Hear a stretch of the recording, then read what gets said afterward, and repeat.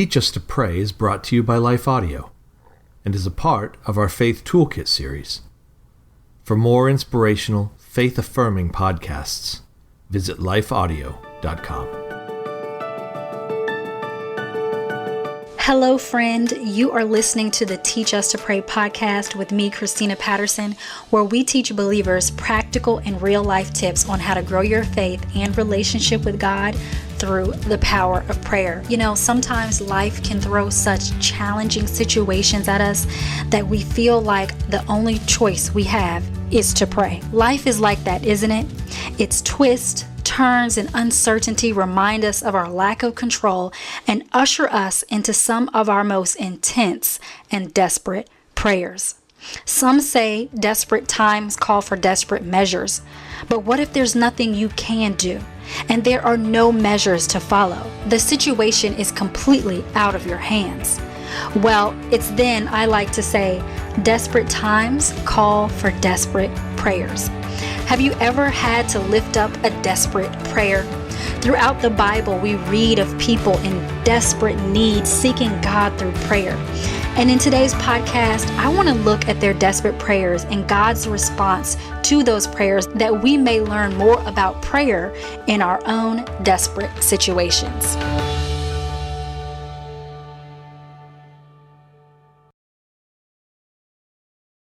First, we have Hannah.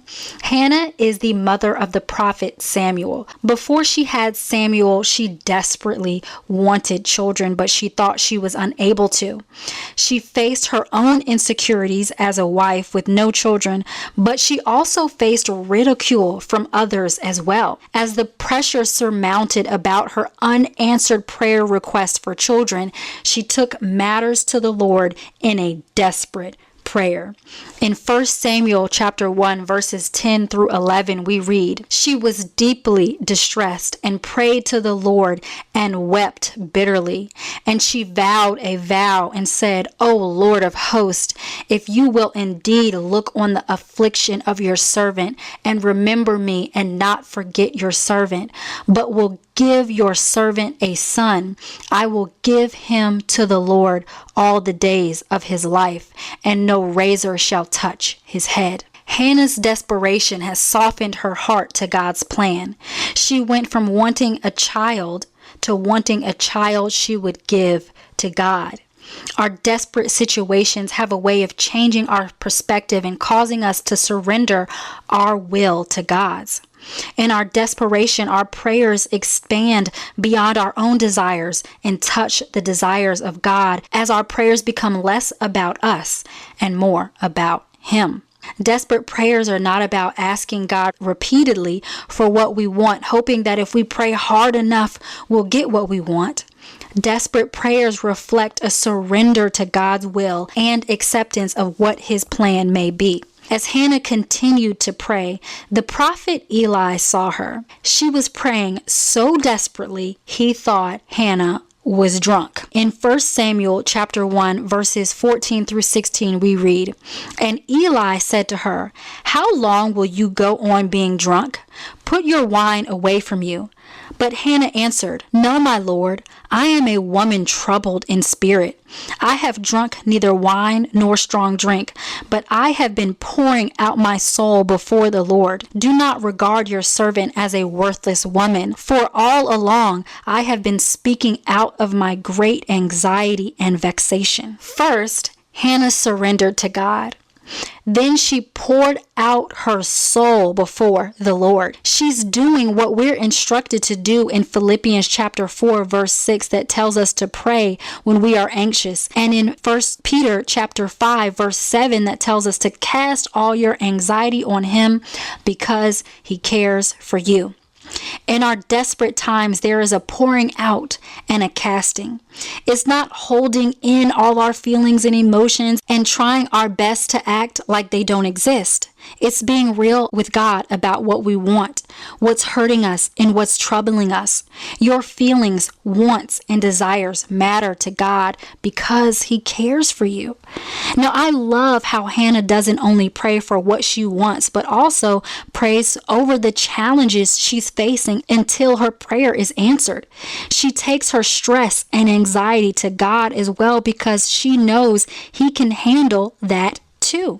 Hannah believes the God she is waiting on can help her through the waiting. She doesn't just pray for what she wants and that's it. She prays through the entire journey. I think that's what desperate prayers are, an invitation for God to journey with us so that we never have to walk alone. Just the other day, I was looking through some 15-year-old prayer journals of mine. In one journal, I was going through a difficult time, and I prayed over the situation every day, whether it was a good day or a struggle day. And I needed that to keep praying and reminding myself that although I was not where I wanted to be or had what I wanted to have, God was with me.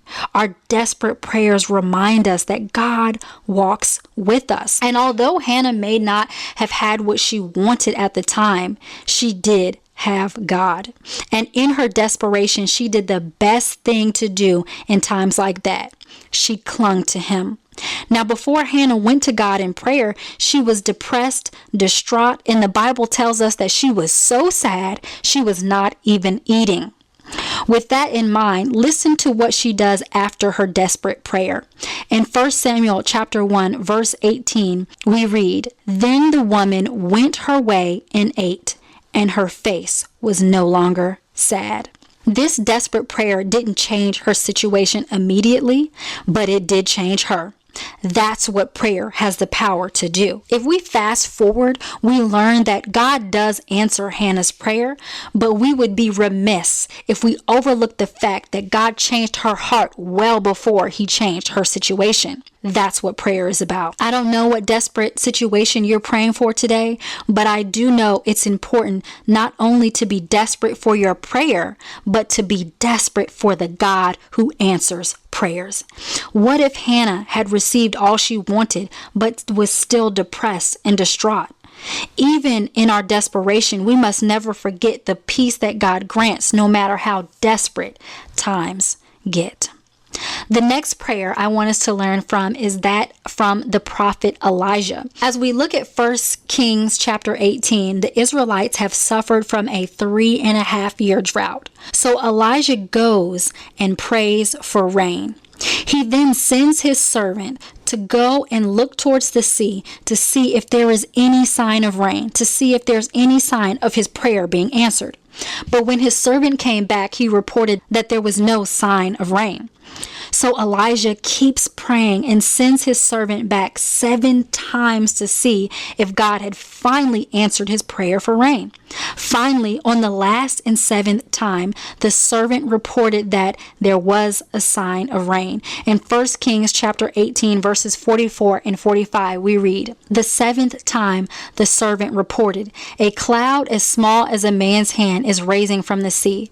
So Elijah said, 'Go and tell Ahab, hitch up your chariot and go down before the rain stops you.' Meanwhile, the sky grew black with clouds, the wind rose, a heavy rain started falling, and Ahab rode off to Jezreel." Elijah's desperate prayer looks like praying until you get an answer. Elijah did not get distracted, but he takes his request to God faithfully over and over again. I think that sometimes when we feel God does not answer us quick enough, we're tempted to take matters into our own hands and start looking for solutions to our problems outside of God. And the dangerous thing about that is it makes the problem worse because it further distances us from the actual solution found in God.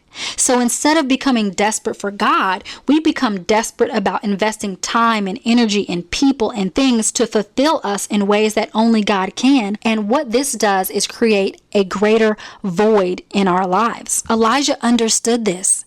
This is why he does not stop praying to God and seeking God alone for what only God can do.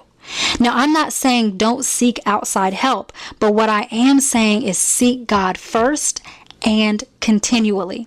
Many times we have a problem and God may be the last person we take it to.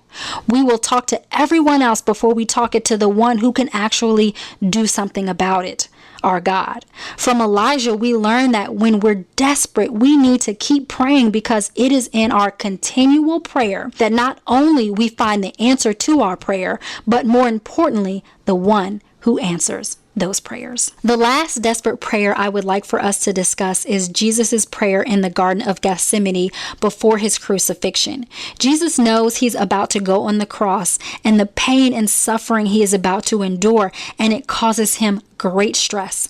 We read about his dismay in prayer in Matthew chapter 26, verses 36 through 39, that reads, "Then Jesus went with them to a place called Gethsemane, and he said to his disciples, 'Sit here while I go over there and pray.' And taking with him Peter and the two sons of Zebedee, he began to be sorrowful and troubled. Then he said to them, 'My soul is very sorrowful, even to death. Remain here and watch with me.' And going a little further, he fell on his face and prayed, saying, 'My Father, if it be possible, let this cup pass from me. Nevertheless, not as I will, but as you will.'" The first thing Jesus does in his desperation is pray. Sometimes when we're desperate, we forget to pray. We instantly start worrying and fretting instead of praying. Like the other desperate prayers we covered today, Jesus set the example to remember to pray when we are in need. How about you? When you are stressed, anxious, or hurting, or in need, what is your first reaction? Do you pray? Do you think to take the matter to God? When we are facing desperate circumstances, let's not forget to first seek God in prayer. Last, I want to note that Jesus' desperate prayer surrenders his outcome to God. Nevertheless, Jesus says, "Not as I will, but as you will." When we're desperate, we want what we want. But the goal of a believer or follower of Christ is not simply getting what we want, but what God wants. Sometimes we're desperate because there's a conflict between the two. Jesus shows that our desperate prayers should include telling God all about how we feel and being honest with him, but ultimately, our desperate prayers should end with a heart for him. Now, if you're really desperate, this may not be what you want to hear. Why does God always get what he wants, you may ask? What about me, you may say? I get it. I don't know what desperate situation you may be facing today, but I do know more than any answered prayer, we need God. And Jesus' desperate prayer for God's will over his own led to our salvation. Listen, I truly believe that if there were another way for us to be saved, God would not have sacrificed his one and only Son. I have a son. I have a little boy, and he just melts my heart. I have a hard time telling him no. So I can't imagine the pain God himself endured as Jesus, his son, prayed in the garden that night. But he too endured so that when we find ourselves in our own garden, in our own desperate situations, we won't ever find ourselves alone. We serve a God who knows what it's like to be desperate, to suffer, to hurt. We are never alone. And when we find ourselves in desperate situations where God is all we have, we often discover God is all we ever need. We have so much more to talk about when it comes to prayer, so I hope that if you were encouraged by today's episode, you'll share with a friend and subscribe so that you won't miss any future episodes of the Teach Us to Pray podcast, where we will continue to learn how, just like breathing, prayer can become a natural, consistent, and life-giving part of our everyday lives. Until then, be sure to connect with me, Christina Patterson, at belovedwomen.org, and check out the show notes in today's episode to download my free 5-day prayer guide to help you put into practice the powerful habit of prayer. Thank you so much for taking time to listen today. God bless you, and I'll talk to you in the next episode.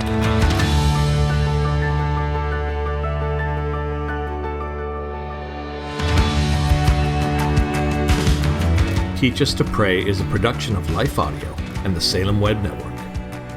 If you enjoyed this episode, would you take a minute and leave us a review in your podcast app? It really does help more people like you find the podcast. To hear more from Christina Patterson, be sure to check out her fantastic site, belovedwomen.org. A special thanks to Kelly Givens, Stephen Sanders, and Stephen McGarvey for their production and editing on this episode. You can find more podcasts like this over at lifeaudio.com.